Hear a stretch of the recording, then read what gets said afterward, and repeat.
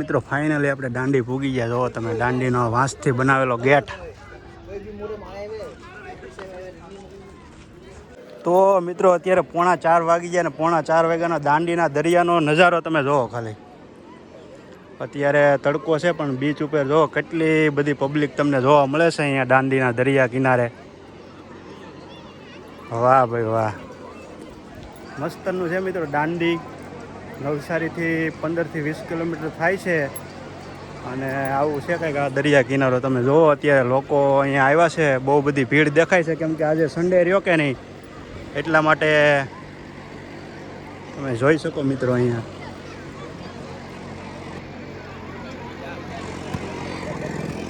આ જો ગાડી હો, દરિયા કિનારે હાલે એ ગાડી. વાહ ભાઈ વાહ. જો મિત્રો આ તડકાના જોઈ ફ્રૂટી હો, દરિયા કિનારે ફ્રૂટી પીવે. હે અમારે જાનુબેન જોયું દરિયા કિનારે ફૂલ મજા લે છે ભાઈ. જો ફ્રૂટી પીએ હું જાનું બધા હો, કાંઈ ઘટે નહીં હો ભાઈ.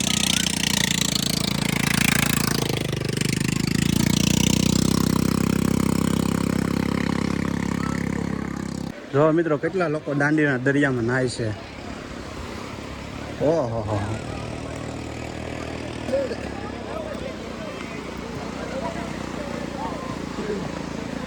હા જો કેટલા અંદર જાય છે.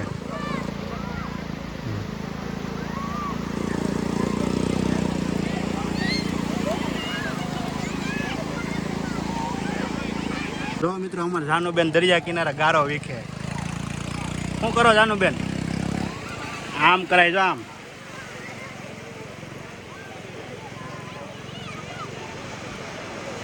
જાનુ ઓહો,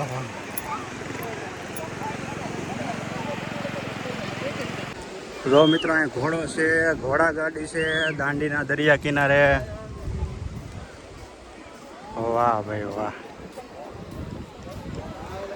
વાહ દાંડી, વાહ દાંડી બીચ એટલે કાંઈ ઘટે નહીં ભાઈ. જો આ ઘોડા ગાડી છે, આ ઘોડા ગાડી છે, પછી આ બધી ગાડીઓ છે કિનારે.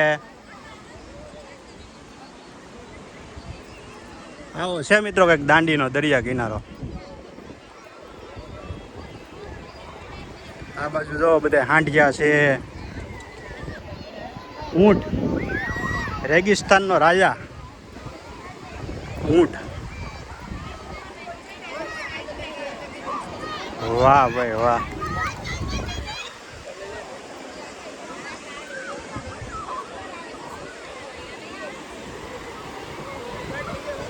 ખૂબ જ લોકો એન્જોય કરે છે મિત્રો અહીંયા દાંડીના દરિયા કિનારે.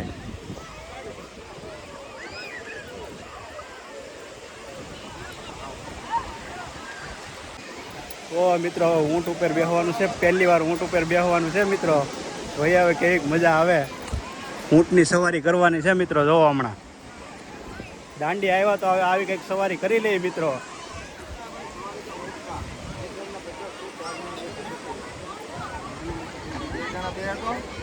મિત્રો આ ભાઈએ 150 રૂપિયા કીધા છે આપણને. હા ભાઈ આપણને 150 રૂપિયા કીધા છે. એક વ્યક્તિના 50 રૂપિયા લે. આ નાની બાળકીના પણ પૈસા લે છે. જો આના પણ 50 રૂપિયા, આના પણ 50 અને મારા પણ મિત્રો 50 રૂપિયા છે. ટોટલ 150 રૂપિયા તમારે બેહવું હોય ને 3 વ્યક્તિને તો અહીંયા 150 રૂપિયા ટિકિટ થાય છે. જો આ ભાઈનો ઊંટ છે, આગળ ઊંટ ઉપર અમારે સવારી કરવાની છે અહીંયા દાંડીના દરિયા કિનારે. રેકોર્ડિંગ આ વ્લોગ જ બને છે ભાઈ, કાયદેસર. જો અમને હિંમત આપે ભાઈ, હાલો. વાહ ભાઈ વાહ. ઓય બાપા એ જાનુ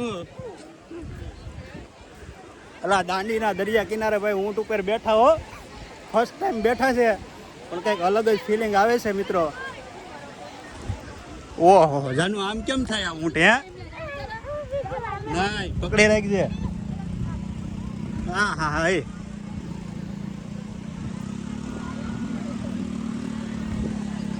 વાહ ભાઈ વાહ.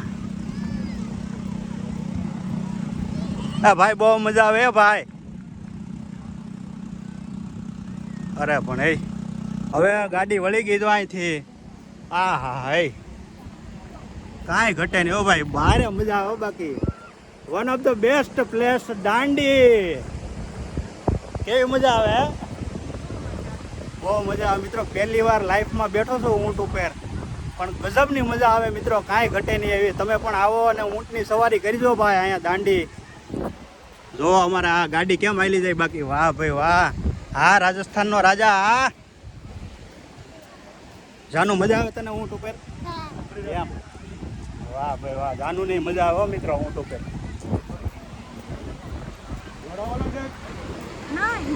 ફાઇનલી મિત્રો સ્ટેશન આવી ગયું છે. હવે ત્યાં ઉતરી જવાનું છે આડી સ્ટેશને.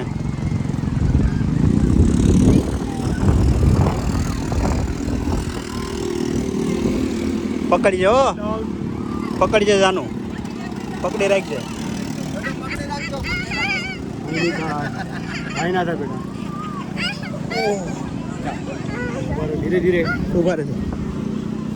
હા એલા પણ એ બહુ મજા આવી હો બાકી. ખરેખર ગજબની મજા આવી. તો મિત્રો જો બાળકોને રમવા માટેનું પણ અહીંયા દરિયા કિનારે છે. આ દાંડીના દરિયા કિનારે આની અંદર બાળકો રમે, મસ્ત મજાનું એન્જોય કરે. તો મિત્રો દરિયા કિનારે અહીંયા પાળી છે મસ્ત મજાની બેહવાની. ત્યાં બેઠા છે ને હવે દાંડી વિશે થોડુંક આપણને કહેશે અમારા જીજાજી. તો દાંડી વિશે કયો બે શબ્દ આપણે બધા મિત્રોને. દાંડી દરેક વ્યક્તિઓએ આવવા જેવું છે, કેમ કે એ આપણો ઐતિહાસિક સ્થળ છે કે જ્યાં સૌપ્રથમ ભારતની અંદર અંગ્રેજોના ખિલાફ જો લડત કોઈ ચાલુ થઈ હોય તો એ સત્યાગ્રહ હતું, મીઠાનો સત્યાગ્રહ. કે જ્યારે એક મીઠા ઉપર પણ અંગ્રેજોએ જ્યારે કર લગાવેલો હતો, તો એ સમય દરમિયાન ગાંધીજીએ 1930ની અંદર આ ચળવળ ઉપાડી હતી અને સૌપ્રથમ એમણે આખા ભારતમાંથી દાંડીનું જે જગ્યા હતી એ એમણે પસંદ કરેલી. એટલે 1930થી એમણે દાંડી કૂચની શરૂઆત કરેલી. જેઓ નવસારી અહીં આવી ને દાંડીનું સત્યાગ્રહ કરી ને નમકનો કરનો ભંગ કરેલો. એની બદોલત આપણે સૌ આજે સ્વતંત્ર ભારત દેશની અંદર રહી શકીએ છીએ. તો આ એક ખૂબ ઐતિહાસિક સ્થળ છે. બાળકો સાથે પણ તમે આવી શકો, જેથી કરીને બાળકોને દરિયા કિનારે એન્જોય પણ કરી શકો અને પોતાના બાળકોને સમાજમાંના ઇતિહાસની પણ થોડી ઘણી જાણકારી મળે. તો અહીં આવશો તો અહીં તમામ પ્રકારની રહેવાની બધી સુવિધા તમને મળી જશે. એટલે ભાઈ બહુ મસ્ત મજાની ઇન્ફોર્મેશન આપી છે. તમે પણ આવજો તમારા ફેમિલી સાથે. બહુ મસ્ત મજાની જગ્યા છે. મને ખૂબ જ પ્રિય છે આ જગ્યા, બહુ જ મને ગમી. એટલા માટે મેં તમને કીધું કે ભાઈ આપણે અહીંયાના રહેવાસી નવસારીના છે મારા જીજાજી. જો અમારે જાનુબેને બુઢી કે બાલ લીધા. વાહ ભાઈ વાહ. જાનુબેન મજા આવે ને ખાવાની? હે જાનુબેને તો બુઢી કા બાલ લીધા ભાઈ.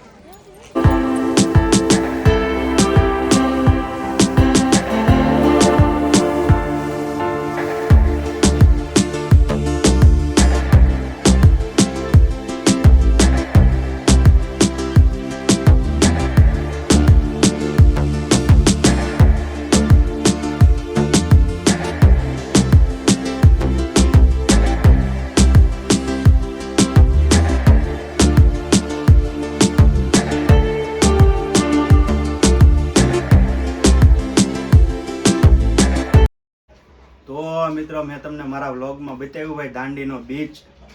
One of the best beach છે, કાંઈ ઘટે નહીં એવો મસ્ત મજાનો બીચ છે. અને ગાંધી બાપુનું જે મ્યુઝિયમ છે મિત્રો એ જોવાનું બાકી રહી ગયું, કેમ કે મારે પાછું સુરત પહોંચવાનું હતું. એટલા માટે આપણે બીચ ઉપર જ હતા અને બહુ મજા આવી મિત્રો આજના દિવસે. તો દાંડી એકવાર જાજો અને ફરજો મિત્રો બીચ ઉપર. બહુ મજા આવે, કાંઈ ઘટે નહીં એવી. તો આશા રાખું છું કે તમને મારો આજનો આ વ્લોગ ગમ્યો હોય તો લાઈક, કોમેન્ટ, શેર અને સબસ્ક્રાઈબ કરી નાખજો. અને મળીશું એક બીજા નવા બ્લોગમાં. ચાલો બધાને જય માતાજી, જય શ્રી કૃષ્ણ.